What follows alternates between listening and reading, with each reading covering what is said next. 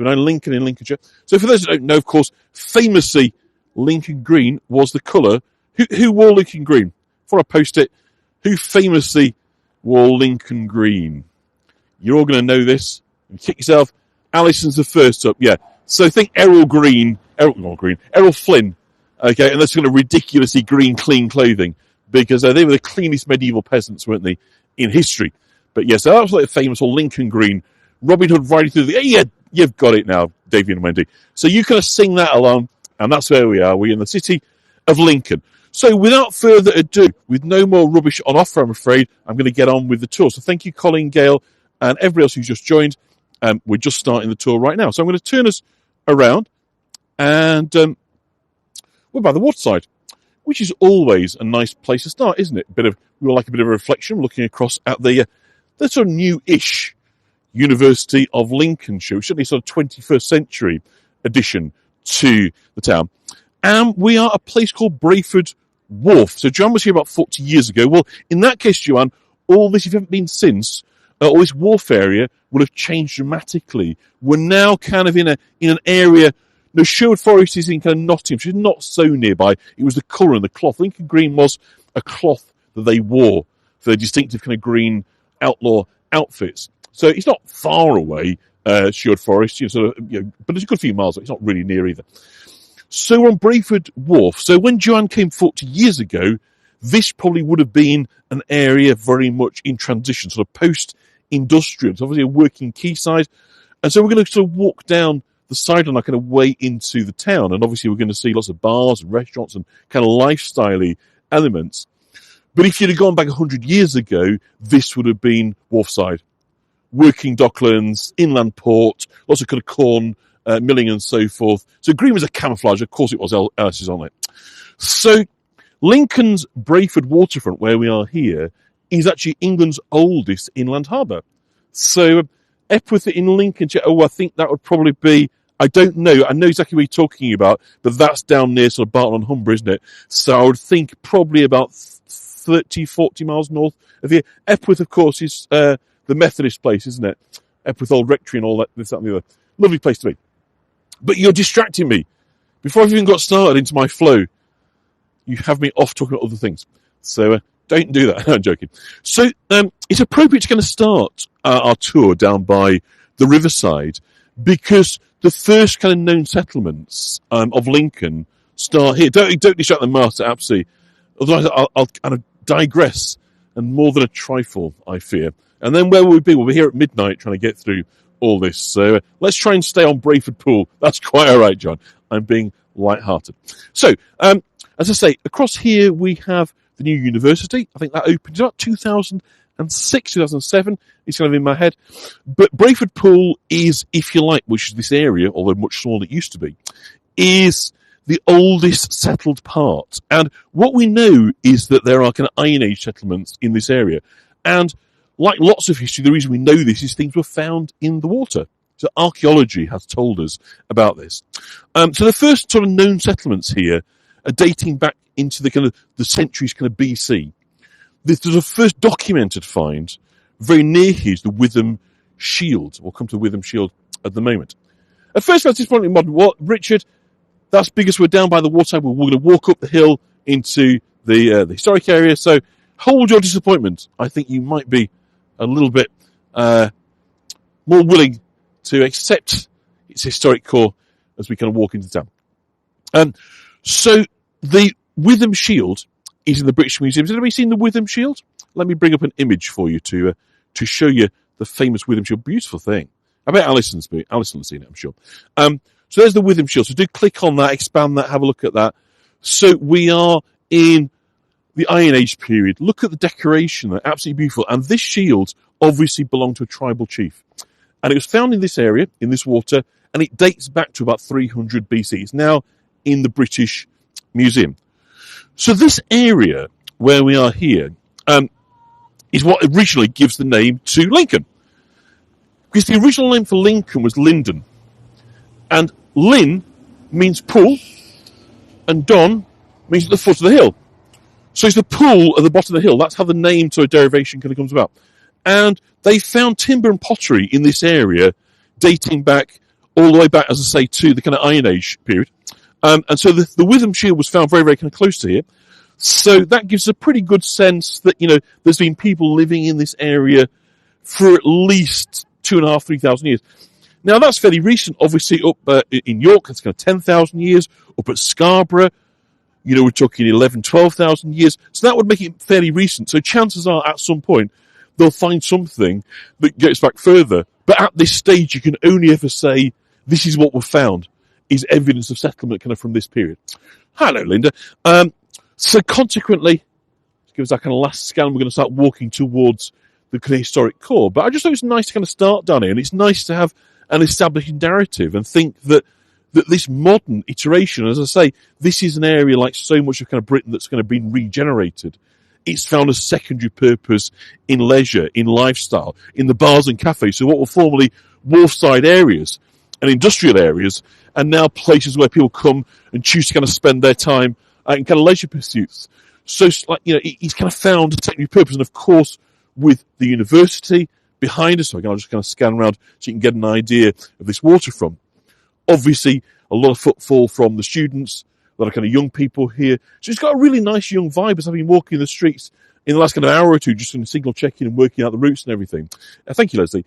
It's got a really nice youthful vibe, which is lovely because obviously so much of England and so much of Eastern England, lots of older people. So it's lovely to be somewhere where we're seeing all these kind of young people and, of course, hopefully taking their studies and going on doing fantastic things. So it's a nice place to be, lovely place to visit. The rain's coming down, so I may have to put our brolly up in a minute. Like Lavenham, it looks like we're going to be lashed by the rain. But John had an uncle here. Okay, fantastic. So as you can see, as I say, it's all rather sort of modern. But what we've got in Lincoln, in effect, is the sort of two cities. There is a very modern city at the bottom of the hill. And then as we go up the hill, we're going to see the historic core. Quite literally, we need to kind of walk almost vertically uphill to kind of get to the top. But as I say, I thought it was good to start down here just to give you a sense of how this area is evolving, how there's a sense of kind of reinvention. There is an energy, a kind of buzz about the place that might not be apparent if I was just to show you. I think Hago is all about not just showing you the prettiest historic parts, but understanding how they relate to the city and the development as a whole. None of us live in museums, especially in York. We don't kind of live in a museum. We live in places where people need to live and to work. And so it's about getting that mix right, isn't it, of having the modern amenities and comforts that we need alongside history. So before we go, we're going to pass a pub, which I don't know if you've been in, but it's a rather nice pub to have a bite to eat. The William IV. I don't know why it's called William IV, but for those who don't know, William IV is a fantastic king.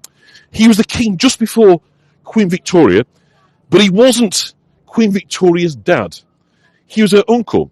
He actually was the father of 10 children, but every single one of them was illegitimate. He lived with an Irish actress. He'd been a sailor, and he was a man of kind of what you might call rough manners, and utterly unsuited. If ever there's a man, sorry, I'm just going to put it right, that you'd sort of say wasn't especially suited for the crown, putting aside Prince Andrew, you'd have to say that William IV is kind of Britain's most unlikely king.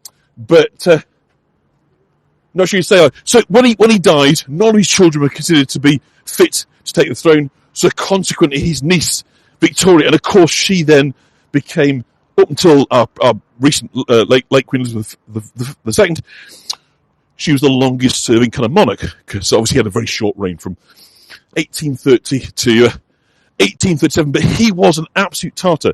They tried to kidnap him. He was in the Navy, and he was ordered that he should be kidnapped in Gibraltar because he was such a kind of roughhouse, as you might say. But they missed their opportunity. I think the idea was going to kidnap him and stow him away somewhere so he couldn't become king, but it didn't work. So there we are, William IV. So if you're coming to Lincoln, do come down to the waterside and have something to eat in which quadrant of the county? Right, well, it's to the top side. So I don't know his answer to that. But if you're sort of looking for a sort of geographical point of view, and I say I don't know, with all honesty, this is somewhere I'm passing through, it's not somewhere I've toured before. But it is at the top side of Lincolnshire. Lincolnshire, of course, is very, very large kind of county. It's not right at the top, but in the kind of northern section of it. Not county, county, country. Middle of England. Oh, okay, we're in England, and we're on the eastern side of England. So we're going to go under the Brayford Tunnel, and working our way into the kind of historic core. I was to take it on the other side, but I rather like this bridge, because we've got the question, where have you been? Which is kind of rather interesting, isn't it? A question to pose us as we kind of walk through into the tunnel. And we have another message on the other side. So we're going to walk along Witham Bank. And as we do, there's obviously some images about the history. And where haven't I been? Absolutely not. But I thought it'd be quite good to give you a bit of a kind of primer of the history. And where you get, well, that's on the other side. So it's rather nice kind of modern spray art on this side. Eastern, Deborah's kind of right there. We're at the sort of top of East Anglia, really, edge of East Midlands, depending on how you want to designate it. So Lincoln, in terms of an established city, dates back to the Romans. And they arrived here in about AD 48, we believe. Funnily enough, it was the same legion that founded York. So the 9th Legion that were here. So they'd conquered Lincolnshire and they built a fort here at the site of Lincoln. And it's Lincoln's are right at the top of the hill. But gradually they start to work their way down. So Lincoln kind of grew, the area being kind of pacified, into a kind of large and prosperous town. And at the peak of its prosperity in the early 4th century, it said there was a population between 4,000 and 6,000, which made it one of the largest cities in the country. And Lyndon, as it was then known, was an inland port. So it was about, obviously, movement of people, about munitions. The whole thing with the Romans, of course, was about equipping and establishing the River Witham, by the way. We're kind of walking alongside. I'm just trying to keep the light right using my brolly to shield us. We're going to see the High Bridge in a moment. So for the Romans, it was a very, very good location. So they dug out the river, and they created the Foss Dyke with the Witham that went right the way to the River Trent. And what that meant was that they could then move all the goods, munitions, people, supplies, etc., from the east coast, from the sea, right into the town. So I've got a picture of, if I can find that, my hands are cold, my screen's getting wet. If you have a look at this picture, obviously this is a modern picture, but it's an illustration of, firstly, how you get the pool at the bottom of the hill. You kind of get it now. That's a sort of square shape of the kind of Roman fortress. And the boat on the water there kind of bringing supplies in. You get a real kind of sense of, hi Dawn, don't worry. You get a kind of real sense of kind of how that kind of works. So you can see the walls all the way around. So just to expand on that picture, if you haven't done already.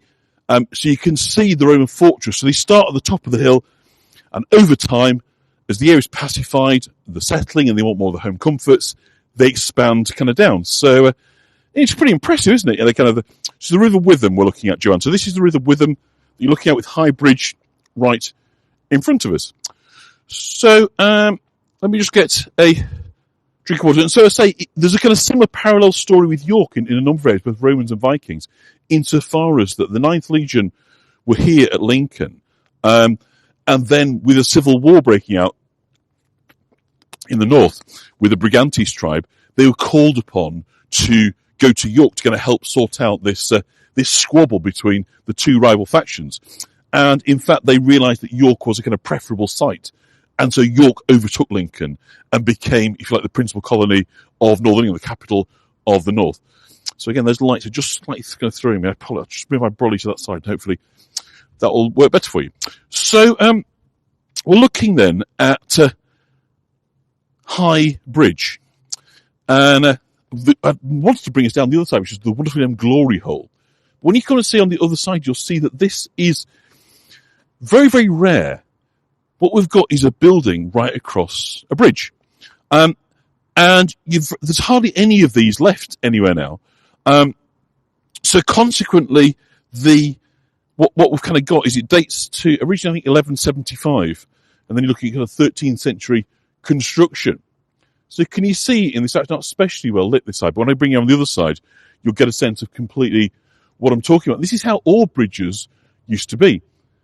all bridges had houses and buildings either side, but just over time, they tend to just pull down for all sorts of reasons, not least because it sort of opened them out and they could carry sort of more goods and more people across them. So this is very much a vision of how bridges in England would have been. And the Porto Vecchio, isn't it, in Florence? Is it Porto Vecchio in Florence? It's very kind of similar to this. So you kind of get a sense for those that have been over there. And it really feels like a medieval bridge, absolutely. Alex. There are one or two in France, I think, Alex, that have still got the buildings across, but they are increasingly rare. So it's kind of a nice sight. So I say on the other side, there's the wonderfully known Glory Hole. And this was named because of eventually this was heightened, but it was very small and very snug for getting boats underneath and very kind of claustrophobic. So the sailors rather jokingly called this the Glory Hole. It really was a case of kind of ducking down and just about managing to get through the space with everything intact. So I'm just going to let this person come down the stairs and just give you a look over the water so that I'm not in their way. Okay, so let's have a walk up onto the high street. It sounds like a Victorian, doesn't it? I know, it's not very flattering in terms of the Glory Hole. But as I say, when I come up here, what you'll see is, oh God, in the dark. I thought it was another step then. I kind of stepped down and missed it. So if I come from this side, hopefully it'll become a lot clearer. So if I just come over here, you'll see we're on the other side, on the top side now of the bridge. So this is the River Witham with a Glory Hole at home. Could understand. So there we go. So this is the River Witham looking on that side. So we're stood at the top of the bridge, as you can see, yeah. If I spin us round, you can then see the front side, this building, which dates from the 14th century. I'll show you that sculpture in a second. But this is the building, so the river is underneath us.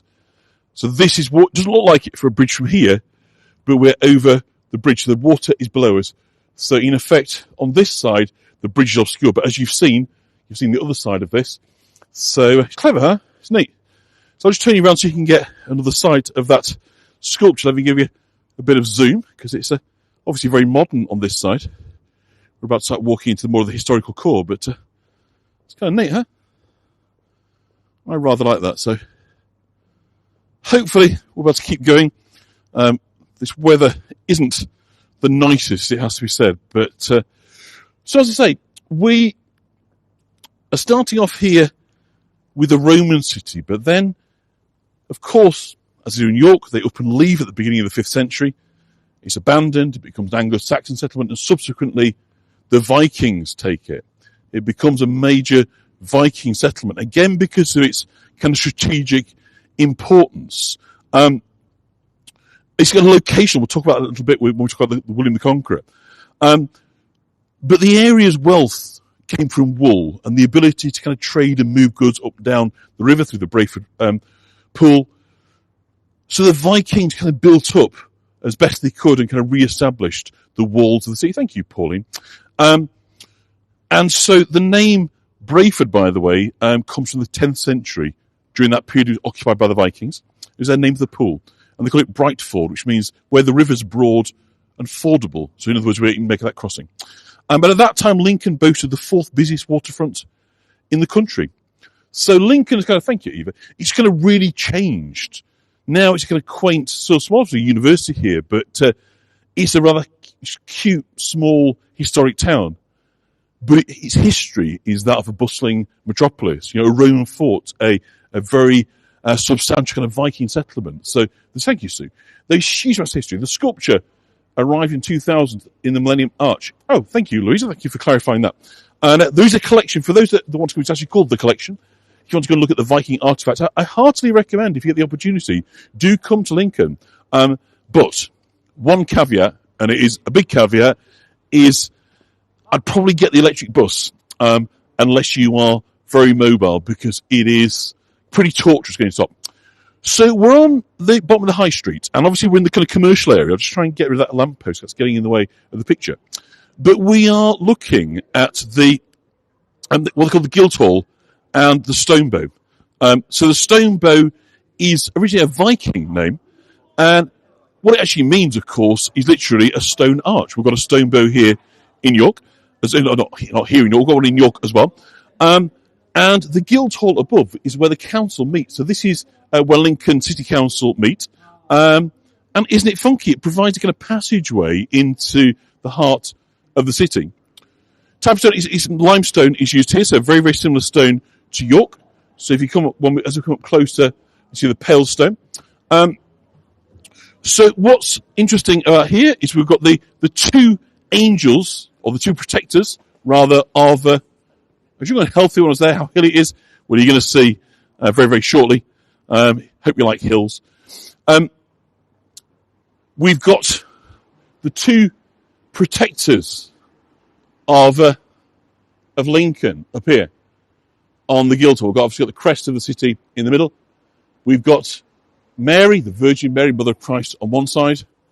And does anybody know who this is? Tell you what, I'll go into vertical. I'll give you a bit of zoom. Let's see if anybody is very switched on. I'll be impressed, but the lilies might give it away. You might know, because the lilies, it's not Joseph. Look at the wings. So it's an angel. It is Gabriel. And Gabriel is traditionally, I'll just spin this back around. Gabriel is traditionally shown with lilies, and that is relating to the purity of Mary. The white lilies are very much kind of representative. So isn't it wonderful? So you pass through the Guildhall, the stone bus. I'll take the zoom off there. It's also going to zoom. To work your way into the historic town. So you kind of really get a sense of entry in Lincoln, which is absolutely kind of wonderful. So like York, a lot of the street names are gates, which obviously is the kind of naming that the Vikings used, meaning Nordic, meaning straight. Your Danes Gate, lots of gates around here. Michael Gate, on the way up, Flaxen Gate is here, which is kind of flax, which is a compound, isn't it? It's like linen, comes from kind of flax. So lots of clothing, lots of textiles. So what we think was this was a place of kind of Viking trade, of kind of manufacture, using the ability to move goods backwards and forwards from the East Coast. I'll just spin around and get the other sense of the stone burn, the Guildhall. Isn't it pretty? There's a meeting going up there now. So if you look in the window, you can see what's going on. So Saltergate as well is here, which obviously suggests that salt was brought up the Witham for Lincoln, to Lincoln with trade. And there's evidence of glass working during the Viking period, because the glass beads have been found here. So if you come on the Viking tour, remember to talk to the lady who made the glass beads? So all that kind of activity, it's not just by chance that we have all this kind of Viking stuff up here. It's relates to the past areas. So lots of the archaeological finds. Now, of course, this sort of middle bit we're going to walk through for the next sort of couple of minutes is, obviously sort of fairly modern commercial, and it gets very, very historic. So what we know about the Vikings then, as I say, is they came and they settled here in the 870s. And they brought with them a lot of manufacturing crafting techniques that had been picked up in Eastern Europe. We often think about the Vikings as being, in the West, and their raids on England. But actually, before they became established in Western Europe, it was Eastern Europe and Russia where they did an awful lot of trading and raiding. So many of the kind of techniques in the crafting were picked up in the East. And so we found kind of Viking coins have been here. We know that there was a market in this area very close where we are now. The indoor market, the outdoor market have been here in the centre of Lincoln, at the bottom of the hill, for, over 1,000 years. Certainly going all the way back to kind of West Saxon kings. So Eric Bloodaxe, who was defeated at York at 954, he was the king in this area. So the Normans, of course, took control in kind of 1066. So this was, for those that kind of want a sort of slight reminder, part of the Danelaw. And the Danelaw was the part of England that was under the control of the Vikings. And this was basically a peace treaty done by Alfred the Great, who was keen to create an England, but it was still a way off to get this idea of an England. So in effect, it was annexed to the eastern side, everywhere from right up to kind of Northumberland, all the way down to Kent. It's called the Danelaw, so come under Viking control. And then on the western side, it was under the Saxons, and it was run from Winchester under Alfred the Great. So Lincoln was very much part of the Viking kingdom and Viking Danelaw. So we're crossing over and starting to come into the historic corridor. I think we're going to get run over. Sadly, the rain is coming down, but hopefully We'll get some nice reflection shots because obviously the rain does create interesting light effects, does it not? So moving on, the Normans are the people that really. So I nearly said the French then, and I'm glad because Alex is on. It's the Normans. They're two different things. France, like England, isn't a country at that stage. So the Normans, a completely separate entity, and they're ironically related to the Vikings. And like York, the taking of Lincoln was part of the consolidation of Northern England. It was very, very difficult to both take and hold Northern England, so the response was to build castles. And we're going to have a look at the castle at the top. And we know from the Domesday Book, and I mention this on almost every tour of the Domesday Book, so done in 1086, and basically a survey of, what William had acquired in terms of estates, values, monies, rents, property. And it tells us about what was there and who was there. So it's an incredibly valuable historic source document. And what we see for Lincoln in 1068 is we've got lots of Viking names like Schwertinger and Harthacnutta and Svartbander, but we've also got names, English names like Wulfbert, Leofwine, and Godric, son of Edgifu. So it's quite clearly a mixed community in the latter part of the 11th century. So it's neither wholly Danish nor wholly English, but rather a hybrid community. Now, if I just kind of lift us up and you see this beautiful medieval building here on our right, you might just see right in the centre of the picture, in the top, your first glimpse of Lincoln Cathedral. And that's right at the top of the town. So you remember our image that I showed you a few minutes back? That is the top of the town. And we're now going to start to walk our way up there. And who has walked this street? Do let me know if you've been where I'm standing right now and you know what's ahead of me. Particularly in the rain, holding a gimbal, chatting to you lot, ups the ante somewhat. I noticed, I was just coming down here, I was walking the route a little bit earlier, I saw this pub, Beat One. And I thought, yeah, but it hasn't beat more than one, this hill. But then I really said be at one, which means something rather different, doesn't it? Be at one. So be at one with yourself. So I'm going to assume like a kind of Zen-like mantra, as we're going to kind of take this ascent of the hill. It's not called Steep Hill for nothing. But as you can see, what we have is a wonderful preponderance of beautiful medieval buildings. And of course, in the rain and this light, they absolutely look astonishingly picturesque. So have I missed anything? You all seem to have gone very quiet. The chat seems to have... here we are, that's why. And there we go. It doesn't look cosy, absolutely. Would you not wish to step out of the rain? I mean, I sort of do, but I don't, because I want to bring you lot up to the top. I want to show you what Lincoln has to offer. But if you were here, would you not want to sit down, have a chat, a conversation, maybe a game or something? But what a welcoming place to be. So at the bottom, it's called the Strait, where we are now. So the Strait is the first part of Steep Hill. And let me give you a little sign there. So this is where we start walking. Or where I start walking. Hope you like hills, because this is a doozy of all hills. So if I run out of breath, you'll forgive me, won't you?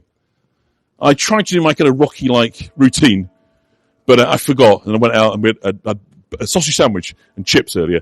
So I didn't really I'm not sort of fighting fit as I should have been. But it's just delightful. So can you hear the bells of Lincoln Cathedral? Thank you, Natalie. Isn't that wonderful?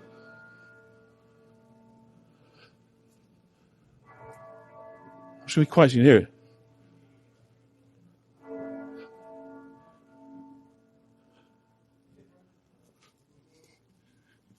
Isn't that just the joy of being on Hago, that you get to experience live? You don't get that on YouTube, do you? And I love YouTube, and I love posting videos on YouTube. So do look at my YouTube channel, All Points North with John. But there's nothing quite like being here, all at the same time, Marlena, all at the same time experiencing it. And this is such a quaint, quintessentially English place to be. Thank you, Deborah. It's in the rain, but in some respects, the rain is adding to the atmosphere, the ambience. I don't know why, but it just seems to be adding to it rather than taking from it. So Marlena, of course, happy birthday for yesterday. Thank you, Alex. But look at this night sky. It is absolutely going to knock you out, I guarantee, as we get to the top. But before we do, there's a couple of things that I want for us to look at.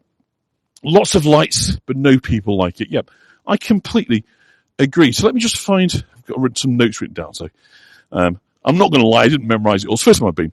But we're coming up to, these days, it's one of these difficult ones. It's called the Norman House these days. And by the way, I'll tell you something that is interesting and odd about the steep hill is the numbering. That if you go right to the bottom on the left-hand side, it's number 1. But then it goes up sequentially. So I don't know if what you can see in this light, but it goes 12, 13. There's no number on that one, but I can tell you that's 14. And then the numbers go down on the other side. So it's a really interesting sort of configuration. So opposite number 1 is number 480 at the bottom, which is kind of interesting, right? It's unusual. So that's just a kind of oddity. So we're at the bottom of the steep hill. It's kind of, there's lots and lots of little interesting, quirky shops, but also some very, very interesting historic buildings. Now, these days in the guides, this tends to be called the Norman House. And I can understand this kind of sensitivity about it, but it really isn't called the Norman House. It's called the Jews' House. That's what's written on the sign on the outside. So if I'm just going to give you and we know this was the home of Aaron the Jew, who was an incredibly wealthy financier. And it is a wonderful, wonderful building. If I just can move back a bit. And what's really interesting about this particular building is that it is, we think, very much, let me just move back as far as I can so you can actually get this in. We think that this is pretty much a mirror of who's been on the tours of York where I've taken you to the oldest house. You know, there's any fragmentary remains. Let me just find it for you. I've got some images just to help you kind of get your head around this. So this and this, I've put 2 images up there. So have a look, right? And can you see, look at that top window of the Norman House, Jews' House, whatever you call it. And can you see the shape? Obviously there's a modern window in there, but if I go in on zoom, right, so look at that window. Can you see behind that window pane? Now look at the shape of that stone structure and then look at the shape of the stone structure. They never originally would have had windows. They had shutters on the door. And so we believe that this was the house of Benedict of York, leading Jew in the pictures, and this was the house of Aaron of York. So both commissioned. And of course, to have the wealth to have a stone house in the sort of 12th century was super, super, super wealthy. I mean, you're talking, stone says status like nothing else. So that gives us a real kind of sense in looking at this building of what York can be. And again, so much of our history is about deduction. It's obviously about finds, it's about archaeology, it's about written records. But so often with the built environment, you go, actually, we've seen something like that before. So we can look at a house partly in ruin and say, this is from the same period, it's got these same architectural features. So actually, there's every possibility that this is pretty much designed off plan, something very, very simple.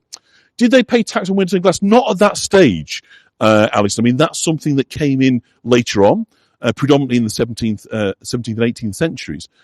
Next door to it, by the way, is the Jews' Court. And the Jews' Court represents the Jews' courtyard. And behind this was a synagogue in the medieval period. So it's currently gone sort of back into use as a synagogue. The Jewish Society is in here. But there was a thriving community in medieval Lincoln. And when Aaron died, they created a special department at Exchequer to handle his estate. Thank you, Trees. That's very, very expensive. We're going to get to Exchequer Gate at the top of the hill. We do our climb, so I'm just going to give you a little view of what's to come. It's all uphill all the way. So if you're wondering why I'm dwelling looking at this, I'm dwelling, firing myself up for the ascent on the north face of Lincoln Cathedral. So there was a thriving community here of Jews. And this house last belonged to Bellaset, who was the daughter of Solomon of Wallingford. So then the Jews, of course, were expelled from England in 1290. So then it fell into kind of different uses. As you say, the estates all kind of came to the crown because essentially it was both a hate crime, it was a financial crime. the Jews were completely fleeced, completely milked. If you're interested, by the way, about Jewish history, next week I will be doing a tour of Jews of medieval York, which will cover much of this history, much of the Jews of medieval England. And then I'm doing the commemorative ceremony, put your teeth in, from Cliffordstown from the 1190 massacre. So if Jewish history is of interest, or you just want to hear a bit more about the things that I'm talking about, do come on those tours. Thank you, Marlene. It's always nice to, hopefully Wikipedia doesn't lie. No, I'm joking. I go a bit deeper than Wikipedia. But let me just bring you up closer in here so you can see the predominantly flat. I know this is quite literally the only hill, I think, in Lincolnshire, let alone Lincoln. So as I say, in the contemporary guidebooks, they tend to call it Norman's house and this, that, and the other. So I kind of get it, but I'm not sure how helpful it is. I'm not dreading it. I'm firing myself up, Richard. We're ready to go. So who can see? Look at that. So the Jews, as I say, expelled. And so as I say, it's now used again as a synagogue. So if I just bring in, so we've got Society of Lincolnshire History and Archaeology. And those are signed somewhere, but I can't see it now, mentioning about the current use. But anyway, Dawn's from Derbyshire. Imagine we climb the hill. So, as I say, if you're feeling up to it, there is nowhere, more evocative, no more beautiful, I don't think, than climbing this hill. But by Jove, it's not to be underestimated. Love to know when you'll be covering the lives of Jews in Britain during World War II. Well, it's not something that I've looked at or done as a subject matter. Obviously, by contrast to those in occupied Europe, the Jews in Britain, such as they were not subject to sort of pogroms and so forth. But so I'm not quite sure how I would sort of tackle that kind of subject. But it's food for thought. Thank you. And we do have, of course, in North, particularly in Leeds and Manchester, very kind of sizable modern Jewish communities, as opposed, of course, to these historic medieval communities, which were largely kind of wiped out in the 13th century. So let us walk on and walk up. You can see they've put a handrail up here, but we're going to try and do it without a handrail. If my voice stops, it's raining really hard. I'm not going to lie. It's Lavenham Part 2. So it is what it is. But we're here, and we're going to enjoy it. So the street linked to the old waterway, yes. So yeah, the straight, it all goes right the way down to the rhythm, with teeth in, at the bottom. So water, of course, doesn't flow uphill. So there's no water up at this side, which of course is almost certainly the reason why the Romans, having taken this very good sort of strategic point at the top of the hill, in order to be able to access better water sources and connect up to the sea, needed, of course, to develop it. So what they found in archaeology down here is that steps were cut in. So obviously at the moment I'm walking up the slope and sort of coming up towards midway, I would say, up steep hill. This is, by the way, a 1 in 7 gradient. I'm not sure how familiar you are with gradients, but what it means, like Whitby, but worse actually, every 7 yards that I walk, we're going up a yard. So 16%, is it? Something like that.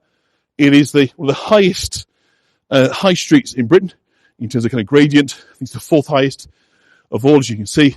I'm starting to get out of breath from constantly talking. But it's worth it. And in a minute, I'm just going to stop at this kind of landing. We'll have a little look on the way down because it's just so lovely and so historic and so evocative and so different to York, which, of course, is all on a level. So let me just get us to this top bit and then we'll reflect on the journey so you can see quite how is that Shaftesbury, isn't it, in Dorset. If you look just into the distance there, you can probably see the lights of Brayford Pool where we started. We've essentially gone pretty much in a kind of straight line.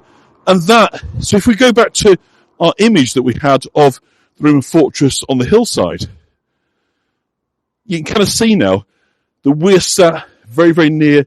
I love those chimney pots. They look fantastic, don't they? What a great postcard that is. Do you get a kind of sense now of the construction, if you like, the topography and the landscape here? It is, I'm not doing too bad, I'm not too out of breath. I've talked almost, we're not quite at the top just yet, but we're going to keep going. We're going to push on.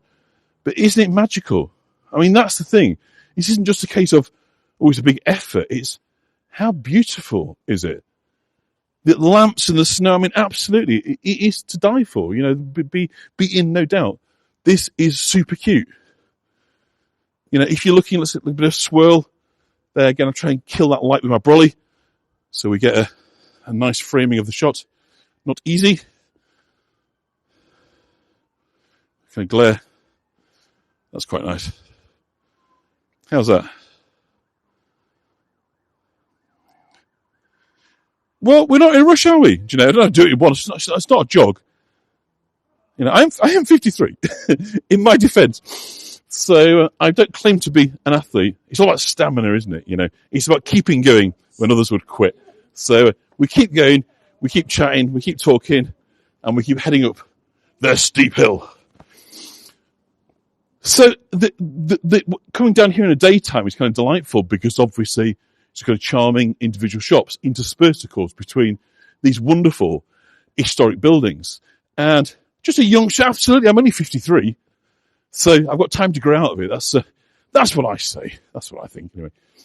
And so again, beautiful 14th century medieval building. Are you never guess? You thought I was a lot older, Joanne? It's a bit harsh, but there you go. No, I'm guessing you mean I was a bit younger. So that's very nice of you to say so. But I don't think it's true, but it's nice of you to say so. And 53, young man, absolutely. So I'm putting my young legs to the test for you guys. So we're at the top, nearly. We're at Christ, the hospital. This is Christ Hospitallers. So hospitallers were, of course, a militant form of Christian crusaders. So again, very much kind of wrapped up in this period of history. This is, of course, a kind of place of faith. Everybody in the hospital, well, called the hospitallers. But those who were in Lavenham the other day, I got told off calling it Wonky Town, which is a bit unfair because that's what the tourist guys call it. But it's not just Lavenham. We have wonky houses here as well. And a whippersnap, there you go. So this little 14th century number over here is known locally as the Wonky House. It was a pub, but in 1938 they decided, my first Hago, very interesting. What, first Hago ever or first Hago with me, Wendy?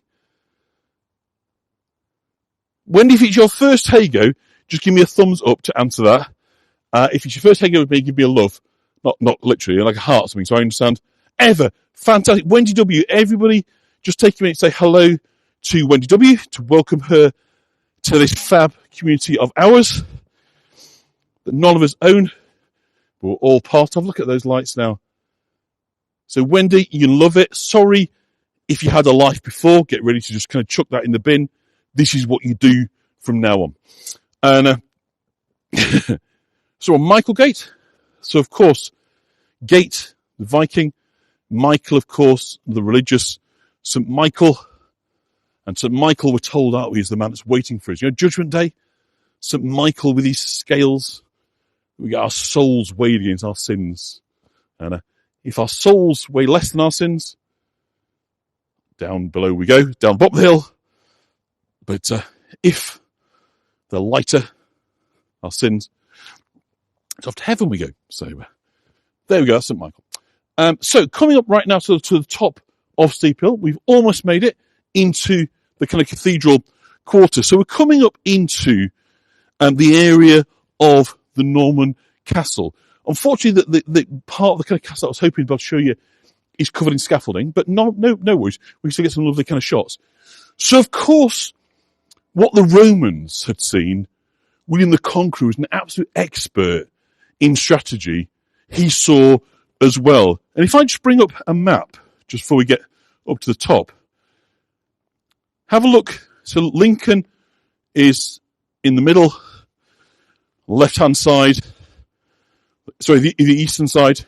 So the right-hand side of that picture, isn't it? A bit below York. And you can see it is a stop on Ermine Street. And Ermine Street, absolutely perfect trading, Alex. So Ermine Street was the Roman road built between York and Lincoln. It used to stop on Foss Way. So it links it down to the West Country. Where's the shop you get your teapot from? Wait, which one? Dawn. Let's have a look at Dawn's shop where she got her teapot from. Is it here, the Brook Bond Dividend Tea? It looks like a tea shop.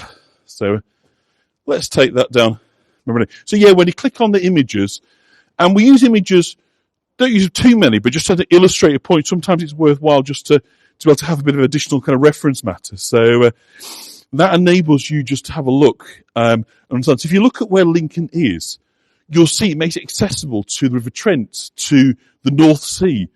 And it was somebody was just saying about excellent trade routes. It's perfect. And this is, of course, what historical kind of locations were about, isn't it? Is you take, first of all, the high ground. Pretty much always, if there's a choice, take the high ground. 9 times out of 10, take the high ground. On the 10th occasion, think about it and then take the high ground. It's one of those. It's an absolute kind of no-brainer because nobody likes attacking uphill. It is bloody hard work. You think touring is hard work uphill. Imagine doing it in full armour, running in battle cry. When you get to the top, your enemies have been having a good long rest. They're ready for you. And all it takes is you to slip and fall, and you're down there. So you can be expected to have, horrible hot oils and water and sand being pelted off trying to come up. So always occupy the high ground. That's the kind of absolute route. It's a bit difficult with Alison on and Navy Gal. You don't get high seas. You get the high seas, don't you? But on land battles, always assume the high ground. So the Romans knew it. The Vikings knew it. William the Conqueror knew it. This was the place to build your castle. So we're coming into Exchequer Gate right now. The Fudge Pantry. Now, if I walk past the Fudge Pantry in York, at times if I'm going to go into a diabetic coma, the sugar and the butter in the air is so rich on the shambles that it just kind of is almost cloying. Now, I don't know if give me a thumbs up. Who really likes fudge? Let's just do a quick kind of straw poll. Because I'll tell you what I like. I like one piece of fudge occasionally. But if you go to a fudge shop, they sell you a half hundredweight. You can't sort of buy a regular small taster portion of fudge, seemingly. They always want to give these enormous portions. And as I say, my blood sugar just races so high that, I kind of can't cope with it. But so it's wonderful, but you can have too much of a good thing. So here we are. We've made it to the top of Steep Hill. So we are the 2023 winners of Britain's greatest tour guide walk right to the top. Of course you can. So William Ute, so he, of course, established first a wooden stockade castle here. And William the Conqueror, William the First, what are you going to call him? The Norman leader, of course, the Battle of Hastings was the beginning of his conquest of England. He introduced castles. It was a new development. Of course, the Romans had fortresses. The Vikings had stockades. But this was the first time anybody had really thought about castles. Initially in wood, but increasingly in stone. Stone's kind of permanent. Stone kind of works. Stone's a statement that says we're not going anywhere. But conversely, the weird thing about castles is they're actually very vulnerable, not so much to attack, but to siege. Because once you're trapped inside a castle, if you can't get in and out, very defendable, of course, but if you can't get in and out, eventually it's an attritional thing. It's a waiting game. So lots of these castles, and Lincoln is no exception, had to have tunnels buried down into the hillsides, all the way down to the waterfront, so they could withstand sieges. Quite a few famous battles happened here. So the stone castle, by the way, dates to the beginnings of the 12th century. So initially in the 1060s, built of wood, but then from the beginning of the 12th century onwards, that starts becoming stone, and is involved in lots of military actions. There's cannon here, including the Battle of Lincoln. Now, I don't suppose many of you have heard of the Battle of Lincoln. That goes all the way back to 1215. It's a period of what's called the Anarchy. And the Anarchy, I thought I'd tell you this because am I right thinking it's International Women's Day today? There is no jail right inside, but we can't go inside, so there's not much I can sort of show you. I thought it was. So, the Anarchy was a period of English history when the daughter of King Henry I, King Henry I was a kind of very long-running monarch. He was on the throne between 1100 and 1130. And tragically, at least for him, in 1120, his son and heir died in what they call the White Ship disaster. He drowned at sea. And so there was no other male heir. So consequently, when he died, Matilda, his daughter, the Empress Matilda, had every right to the throne. except one. You know, the Black Prince is a little bit later. It's a very similar story, but Black Prince is the son of Edward III, who dies, of course, of the plague, which then brings in Richard II, who's the child king, in 1379, and that is a complete disaster. So we're a couple of hundred years earlier. We're talking now 1135. And so Stephen, who is her uncle, Stephen of Blois in France, decides to take the throne because they believe you can't possibly have a girl in charge. Well, anyway, there is a battle here in 1215, which is absolutely a decisive victory for Matilda.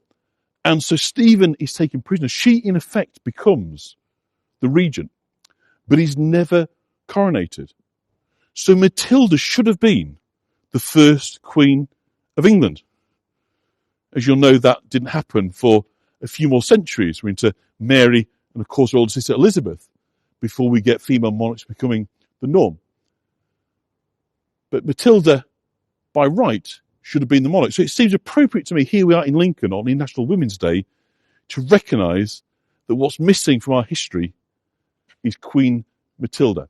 And isn't that a wonderful thing, that we should have had Queen Matilda? What a great name that would have been. How popular, I wonder, would the name Matilda have been now if our very first queen had been a Queen Matilda? But it wasn't to be. As ever, the men weren't having that, were they? Oh no, we're not having that. So despite the fact she is... Boudicca, of course, is a chieftain, but only of the Iceni, only of part of the country, in terms of a unified sort of nation, if you like, that is under one kingdom. Now, the siege by okay, I don't know that.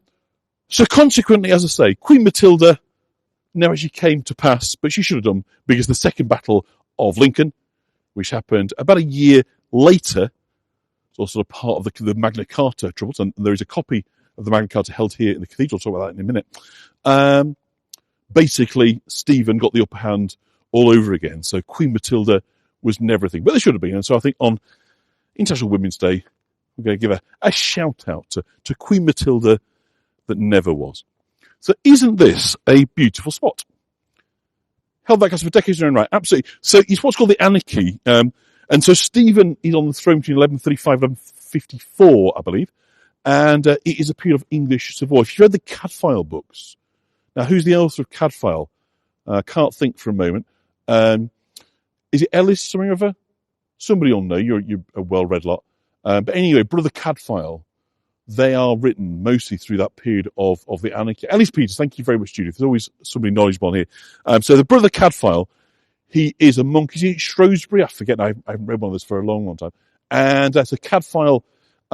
That's his period. So it's always nice to have a reference point. So if you're wondering about when King Stephen was, and Matilda, and the Anarchy, Cadfael is the time. So if you haven't had a look at those books or the TV series, Derek Jacobi plays him, do tune in. Shrewsbury Abbey, I thought so. Yeah, absolutely. And of course, that's on the borders with England and Wales. And this was an English kind of civil war, the Anarchy. So that's what that period of time is called. And it is because, as I say, there was a civil war because we weren't prepared to accept a queen. And so that, for those that like drawing their history up, that's why Henry VIII was so keen to have a son. If you remember, he had a daughter Mary, because he thought if he died and Mary was left on the throne, you would have the Anarchy part 2.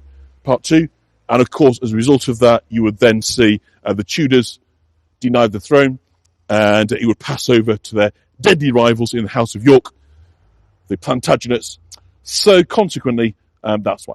So in Exchequer Gate, so we were talking about the Exchequer earlier. This is the Exchequer Gate, the beautiful 14th century building over here on the right hand side. Enjoy it in a cup. Sorry if I don't run over here. And we've got a pub, the Magna Carta here, just on our kind of right hand side. And there's a reason for that, and that is because the Bishop of Lincoln was one of the very, very select group of people that were the original signatories of Magna Carta. The Bishopric of Lincoln, by the way, was incredibly wealthy. It was a huge chunk of England. And for those, the Great Charter, the Magna Carta, what that was about, it's really the beginning of modern democracy. If we're going to look at where does the idea of democracy start, it starts with power sharing. Under the despot of King John, who was an authoritarian ruler that was trying to tax the nobles to pay for his brother's wars in France, wars against the French, And they say, enough, no more. We're not paying any more taxes until we have a say in the running of the country. He, of course, was absolutely for the benefit of the barons. This wasn't a great charter that ennobled the poor, but it's the beginnings of placing limitations on the power of the nobles. Now, in reality, there always was limitations, because to be a monarch meant you had to hold together your alliances. So when William the Conqueror, when he was William Duke of Normandy, was about to prepare for his invasion force, he did so by bringing across French nobles and their armies on the promise that if we win, you'll get great estates, you'll get great wealth. So there's always a core degree of diplomacy involved in this. Isn't it lovely, by the way, this? Just to take a minute, just to let you kind of take in. Well, Henry VIII is out, Henry VII, I can't say. We talked about both of those, weren't we, in Lavenham just the other day. So the Messiah is wonderful. I mean, it used to be the highest cathedral in the world. Which was me. Hello, Sonia. So we're sort of going into the kind of gateway, the precinct. So, as I say, the Magna Carta was the beginnings of what was to become representative democracy, parliaments. Those restraints were put upon the power of kings to act with completely. That's interesting. I didn't know that you can legally beg in these gates. How interesting. Now, of course, in the medieval period, beggars were licensed. We had, certainly in York, there was a master beggar. There may well have been a master beggar here as well. And the reason for that is that in this age of kind of Catholic, where kind of donation, where charity was a very, very important principle, wasn't it, of the Catholic doctrine, there's nothing better as a rich merchant than to go along and be able to hand over somebody a coin. It's a kind of conspicuous display, isn't it, of charity, of generosity, of demonstrating you're following the pillars of the Catholic faith, the doctrine. But what you don't want to do is get a nasty skin disease. You don't want to get scrofula or something horrible in return. So consequently, the licensed beggars were clean. They were demonstrably free of nasty contagious diseases. And so consequently, they could ply their trade. And so the rich merchants and the wealthy landowners and the well-to-do could hand out their largesse in confidence, not in full knowledge they weren't going to get a nasty skin disease for their trouble. So got a nice integration, as you'll see over here, like on Maundy Thursday. I'll say, after how well you can see, we've got a brick into the archway. So you've got the emergence of brick as a building material, which is definitely a Tudor, it's a Tudor gateway, but it is bringing us into the cathedral area. And about to give us our first kind of look, really, at Lincoln Cathedral. And this, when it was built, was pretty much the largest cathedral in the world. It was certainly highest. For 400 years, this was the highest building. So there's only, by the way, only 4 original copies of. It should be like this, shouldn't it? It's an absolute disgrace they don't do it. Isn't that? Just take that in for a minute. Just have a look at this. Much earlier than the Minster. This is a Norman cathedral. The Minster is a Gothic cathedral, much later. I'm going to come across here because I think this is going to give us the kind of establishing shots that we want before we start going and trying to get some up close. We're going to have a nice walk round. But isn't it illuminated beautifully? Let me just go up these steps. I think that's going to give us the vantage point that we're looking for. Oh, much older than the Minster. Now have a look at that. It's a bit bigger than your normal Padmar Lane, but hopefully that will do. Look at that. Isn't it just glorious, Romanesque? Did I tell you this was going to be a postcard tour? How many on? An atom shot. Okay, I'm going to say a vertical shot. The reason I don't use that term is I want to be inclusive. For those that don't know who Adam is, won't make any sense. So let's just call him a vertical shot. And happy to do that. So I'm just going to spin you around. So if you get motion sickness, close your eyes right now. So we're looking at a cathedral, believe it or not, that was 400 years in the construction. It is Norman. In other words, so it relates to the Norman period. And what William was very, very good at, so I'm going to spin us back around, is the integration of royal power and church power.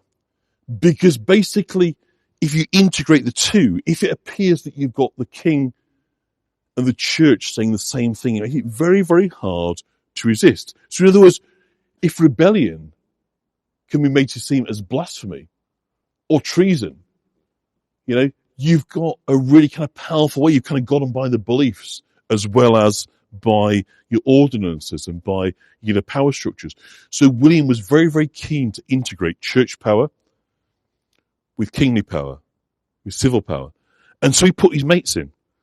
Your Archbishop Odo's of Bayeux and all these are the original kind of clerics that came over. They were all accompanied. So your favourite cathedral, been inside many times, got a print on your wall in Canada. That's fantastic, Margaret. They'll be delighted, I'm sure, to know that they are part of your heart all those miles over. Isn't it just magnificent? And so this is a Romanesque design. So it's not Gothic in the same way the minster is. So most of the archways are rounded. So this is the way that we tell the difference in terms of obviously some of the later parts. We've got some Gothic elements on it. So you can see over on the front here. So Gothic, the classic archway, is peaked at the top.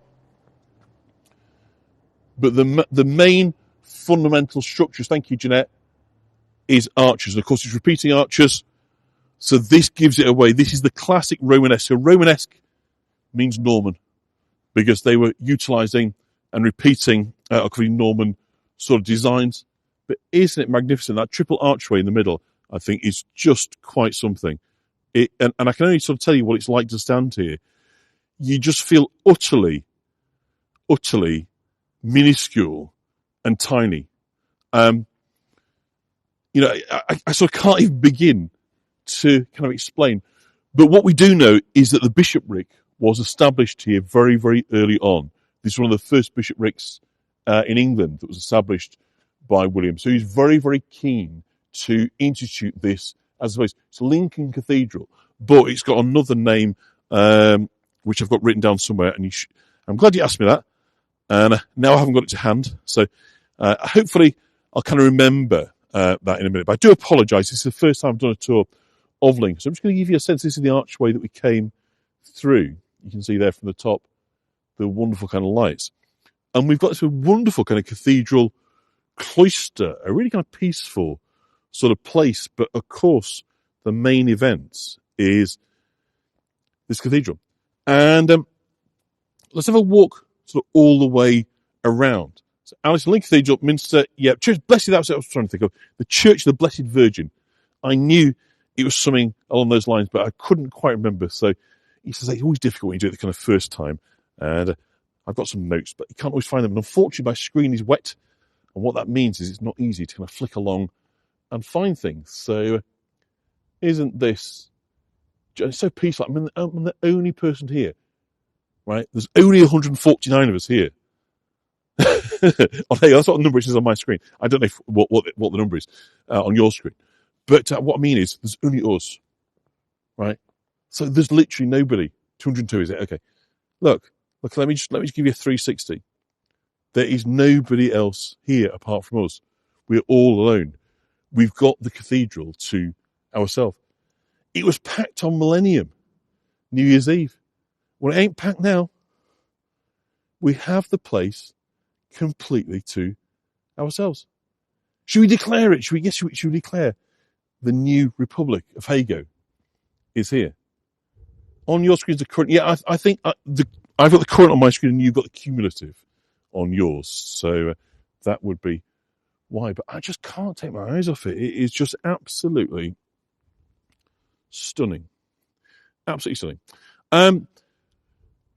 So what we know about this cathedral is that, as I say, the work started here very, very soon after William took. It commenced in 1072.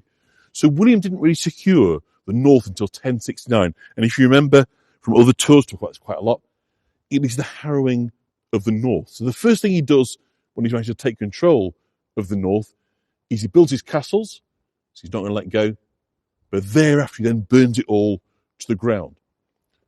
So the harrowing of the north is this kind of act of mass violence and destruction. Many people die, but because also he burns the fields, he stops the production of food, you get mass starvation. So in many respects, it's a kind of crime against humanity. But of course, he's got the monks praying for him, which is about that on Byland. So consequently, his soul, he's supposed to atone 144 days for everybody that died at the Battle of Hastings, let alone the harrowing of the North. And so he has all these monks to pray for his soul. So you can come and see here the Central Tower. When the Central Tower was built, it actually, believe it or not, was 512 feet in height, which made it the tallest structure in the world. And that was actually only overtaken in the 19th century. But the original tower fell down. There was an earthquake here, the bad weather, there's a storm, various things, which meant that the whole structure literally split in half and fell down. So when they rebuilt it, it was only half the height. So if you think it's pretty impressive now, you can only imagine what it was like when it towered. I mean, to give you a comparator, you think the Minster at York is big. The Minster Central Tower is 200 feet in height. This was 512 feet in height. So 2.5 times taller than the Minster. Yeah, the Lincoln Imp. I can't show you the Lincoln Imp because I can't get inside, but isn't that amazing? Kathy, great question. I wonder how many died in accidents. I mean, that was absolutely a thing. To such a degree, actually, that you got dispensation. You were said to go straight to heaven if you died in the construction of an ecclesiastical building. Almost like a bungee. You wouldn't go anywhere. You just go straight up to heaven. Because the death rate, the accident rate, was so extreme. It was about 400 years altogether, Alex. It was finally finished about 1325. So by comparison, York Minster, that I know most of you are familiar with, that's not finished till 1470. So after I talk about York as being a very late cathedral, this was substantially finished. It's in a very different style. Much more akin to Durham. Those of you who came on my Durham tour, this is much more like Durham Cathedral than it is like York Minster. So an entirely different architectural style. So let me see if I can walk round, because I'm not entirely sure which gate to open, but otherwise we'll go right way around and look at the other side. We'll go and see the Bishop's Palace. But isn't it just fabby? Just trying to go back to get as much. It is stunning. And this night sky and this illumination, they've done a fantastic job. So this is what they call the early Gothic style, or Romanesque. As I say, it was the tallest building in the world when it was built. And that central spire dated from 1311. So that meant it was taller than the Great Pyramid of Giza. And it held that title until 238 years later. It's 1548 when it collapsed. And it wasn't rebuilt. So it is wonderful picture, isn't it? And nobody in the way. So we can just take our time. We can go back. I don't want to sort of stay really sort of well over, because I'm still going to drive back to York. So the Minster is larger as a Gothic cathedral in the footprint, but this was higher. So if you like, that's kind of the huge difference. Lincoln Cathedral, thank you, Alison T. But you should look at the detail there on the central tower. I'm just going to give you some zoom so you can just have a look in at this Romanesque stonework. It is absolutely exquisite. I don't think I can see it from this with my zoom, Margaret, but isn't it quite something? The work, almost every square inch, it is wonderful. Is covered in decoration. Also, all pre-Reformation, of course. So an awful lot more elaborate in many respects than much of York Minster. So it's always fascinating to bring you to different cathedrals. So of course, these are both two of the finest cathedrals in Europe. And of course, Europe has so many wonderful things, not least in France, where Alex is, Chartres and Amiens and various cathedrals, and Rheims. But yeah, the butchers, the whole thing. So if those that wonder what butchers they are, basically the support, the exoskeleton. So just in the shadows right in the centre of your picture there are the butchers. And there you can see them going across on the inside. So they're the kind of exoskeleton, the support. With York being a later cathedral, you don't really have visible buttresses. They've been integrated into the design. So do you know there aren't many gargoyles? So I wonder if that is a sort of slightly late thing, because I'm looking around, I can't see it. Let's go on the other side. I think this is the north side. Let's kind of go around and have a look on the other side and see what we can see. So you can see still we've got the bad weather, I'm afraid, but if anything, it's keeping people off the streets. So I think it's a fair trade-off, should we say. But isn't it just glorious? I mean, it isn't just the building itself, the whole cloister, the whole Minster precinct area, so the whole cathedral precinct area is just absolutely delightful. See what, we'll go into and we'll go a little bit close up.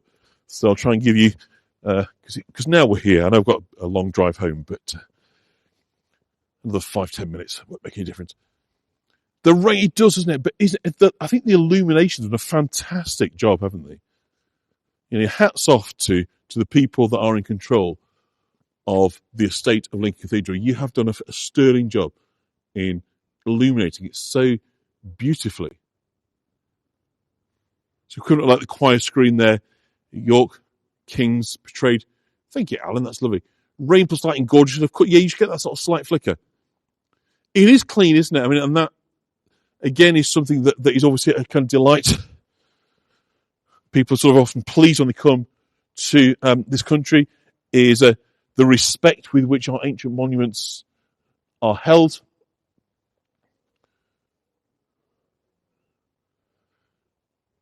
But that light and shadow really is quite something, hey?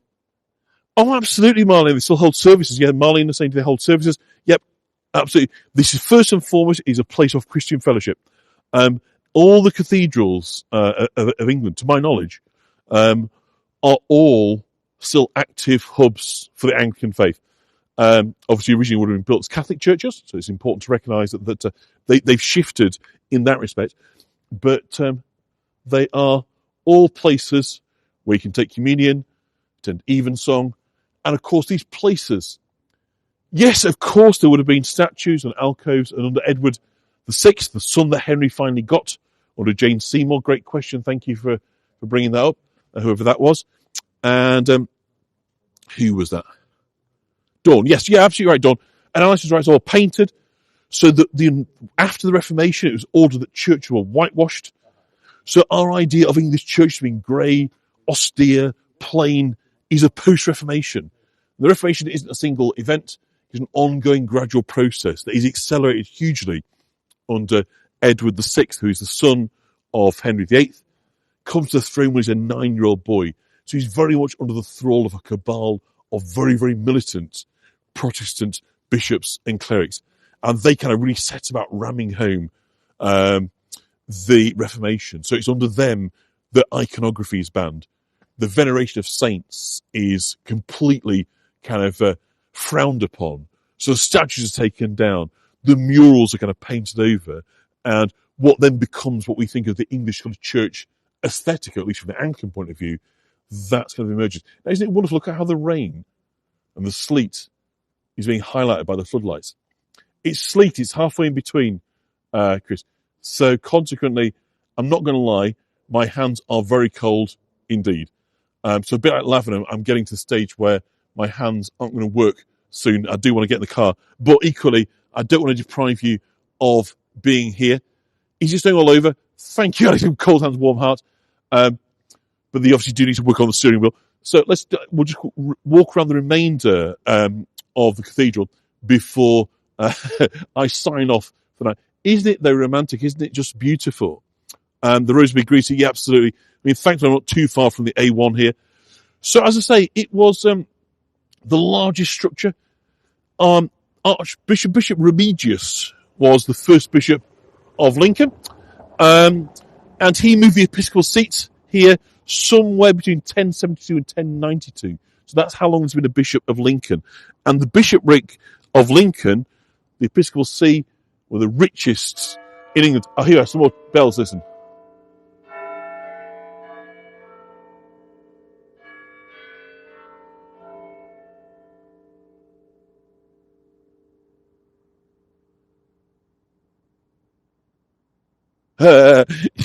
Sounds hypothermia level. Yeah, it's kind of cold here again, but you know, as it is with these things, the campanology is called to Bell when I'm here, you know, it's just so stunning that you kind of forget a little bit, you know, about the cold. But after a while, unfortunately, the Crooked Spike at Chesterfield, it's a bit off my patch, really, Chesterfield. I tend to leave that to Ian, but our mate Ian is not doing so well, is he? So if Ian's out there, anybody, do send Ian our best wishes. We hope he's back fighting fit very, very soon. But Ian tends to look after the East Midlands. So I know these days everyone can go anywhere all the time, but Ian and I got a bit of a gentleman's agreement that we tend to stay off each other's patch. So I asked Ian if it was okay to come to Lincoln. He was cool with that, and I think it's nice. What time is it there? So right now, that means it's what's that mean? 8:45, is it? 8:30? I don't know, something like that. So I'm delighted that Ian is taking it easy, but also he's out and about. So isn't this gorgeous here? Imagine taking the door of the baptistry. 8:46. Yeah, so I need to be kind of signing off. Is this recording audio? No. We are 100% live in Lincoln. Oh, was Ian's recording? I don't know. Maybe. I think he's at home, isn't he? I think he's on a stay-at-home. Look at that. So definitely Gothic. No, the bell's not recording. No, absolutely. That was live. So it's 1:45. 1500. Fantastic. Look at that. Look at that. So just finally kind of walk around. So as I say, Remigius first built Lincoln Cathedral. And sadly, the first bishop, he had it consecrated, but he died 2 days before. So the man actually brought us Lincoln Cathedral never got to see it fully open. You can just see the weather now coming right in front of my face. Yeah, the castle covered in scaffolding, just couldn't get in. So we'll focus on what we can see rather than worrying about what we've missed, because I think there's so many riches on this tour. Visually, we saw what we could see. So again, fantastic rose window over here, south transept. Isn't it magnificent? Yeah, it's really raining. It is really, really raining. It's really wet. So the current cathedral sort of really dates and finished by the middle part of the 14th century. By the 1340s, this was done just in time, as I say, for an earthquake to render it in half. So that wasn't great. We don't get many earthquakes in this country. It was only about number 5. What was the Turkey one? Was that 7 or 8 or something? And the Japanese one. So 5 is actually a biggie for this country. But because we're not used to it, we're not geared up to it, or certainly weren't in the medieval period, it just split the cathedral. So you can only imagine what the millennialists, because of course, during that period of time, there were many people that thought the world was about to end. They believed in a vengeful God sitting in judgment, and that, an earthquake that splits a cathedral in two would even guarantee that would have been taken as a comment on the clergy, on the leadership of the church, and would have seen many people as this is what happens when you slacken off on your standards. So, oh my word, it looks like, that can't be, it looks like they've got a peacock up there. No, it's not a peacock, it's something. Now here we've got some gargoyles up here. So Alison, your patience has been rewarded. My cold hands. What's that? My tiny hand is frozen. It's not quite tiny, but it's certainly frozen. But let me just see if I can work the... what's that in? My tiny hand is frozen. Is that some musical or something? So there we go, gargoyles. La Boheme. Yes, you're such a cultured lot. You know all this stuff. I know it all as like little bits and pieces of kind of brain clutter. But then you always know where stuff comes from. I need to take you everywhere I go. Actually make sense of my brain and the kind of random thought patterns that are... Puccini, there we go, La Boheme. My tiny hand is frozen. So my less than tiny hands are frozen. I'm not going to lie. But we're nearly done. I'm also on very low battery. Who also in Dad's army? I don't know. Sorry, I missed what that. Boheme, La Boheme. What is a bohème? Is it a person? I don't know. This, by the way, is the medieval bishop's palace. It's not especially well lit, so there's not much I can kind of show you. But in this area was where the bishop lived, and they always lived pretty high on the hog, which of course was one of the things that Martin Luther threw at them, didn't he? They talk a good game when it comes to poverty, but they live like princes. So the charge of hypocrisy was levelled against the Catholic Church by the Lutherans. And of course, then all this grandeur was, again, very much levelled at the church as being indicative of the fact that they'd lost focus on what mattered. Maybe Brother Remigius of the 12th century would agree. Maybe he would have felt 400 years later it had lost its way. It had become too obsessed on grandeur, on our Bohemian lifestyles, of course it is. Yeah. And so when the Reformation came, it was very much the end of buildings like this. Nothing else was ever built. So, of course, all these cathedrals now are of a tremendous age. There weren't any more after this. But how wonderful they do. This is the North Gate. So I'm going to finish up by the North Gate. Well, Liverpool Cathedral is sort of grand, but it's modern, isn't it? As is it's the modern one. Is it the largest, or is that Coventry? Basil, whatever his name is. But they were sort of big, but very, very different. It's not this intricate stonework. That was what Martin Luther was about the church. But yeah, of course. So Martin Luther had a lot of beefs about the clergy, but one of his biggest beefs, which to be honest it was started really by the Franciscans and many of the mendicant orders who were absolutely obsessed with the idea of poverty and that Christ was poor.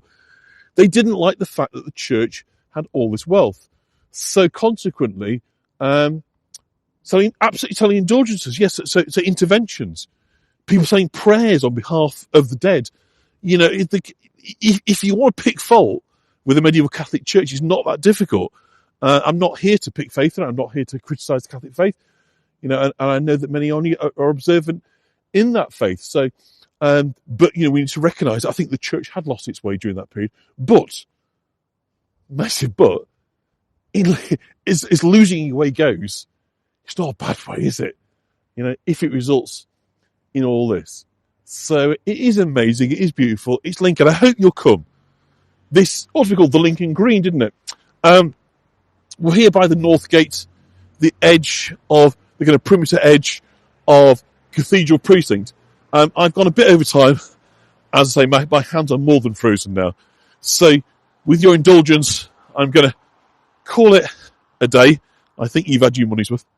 I did say, here's the Chapt House, by the way. So just finish up by the Chapt House. So like York, Chapt House is sort of a building where, thank you, Judith, where the canons, the lawyers, those that run the ecclesiastical affairs of the Deanery Chapter will meet. So again, if you like your butchers flying, they're flying off the shelf here.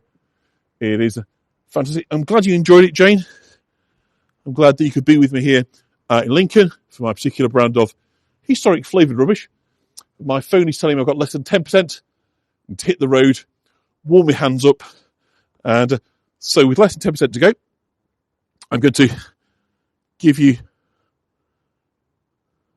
Where am I? There I am. I wonder where I was. And I've found myself. And I'm in Lincoln, apparently. When you're looking for yourself, try to look. It's the last place you think, isn't it, Lincoln? But there we are. So hopefully now Lincoln won't be the last place you think of if you're on your way to England. In the years ahead, if you've got grandchildren or neighbours or friends coming, they're coming to England, tell them to get down to Lincoln. They'll not, you know, it's a wonderful place to come. It's small, but of course do mention that if the legs are up to it, they can get an electric bus. So not to be put off by climbing up the hillside, but yeah, it is a pretty extreme thing.